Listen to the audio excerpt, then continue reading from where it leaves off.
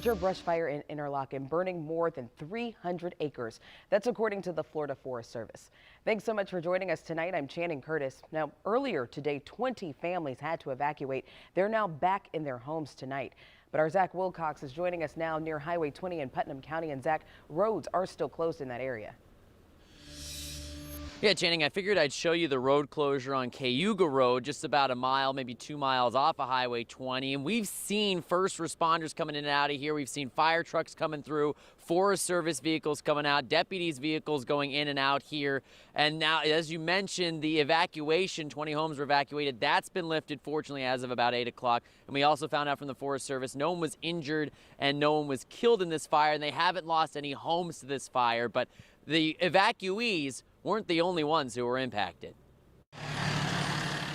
Our structure's completely safe right now. We're far enough away. Okay. But worried about my husband being out there. Not only did Haley Taylor have to worry about her firefighting husband as he worked on the Interlachen brush fire, but she also had to think of her neighbors who did have to evacuate. Townsend Farm, I grew up with them, and it's bad.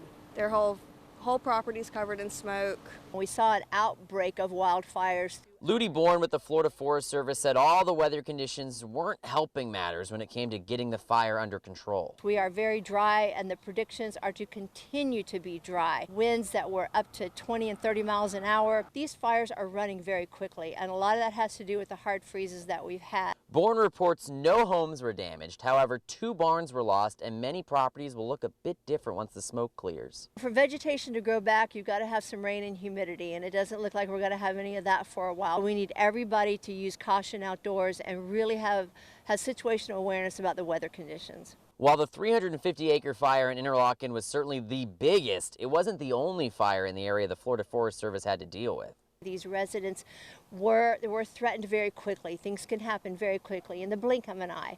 So do what you can to prepare your home and property. Taylor will keep rooting for her husband and the rest of the first responders from afar. Just it's scary because you never know what's going to happen. You never know whose house will be next, what direction the wind will change.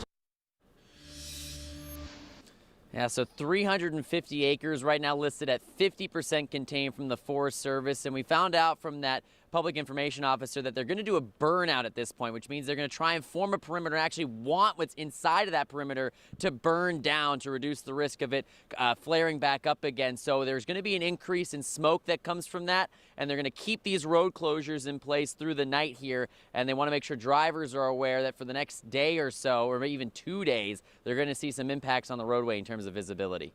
In Interlachen, Zach Wilcox, First Coast News, on your side.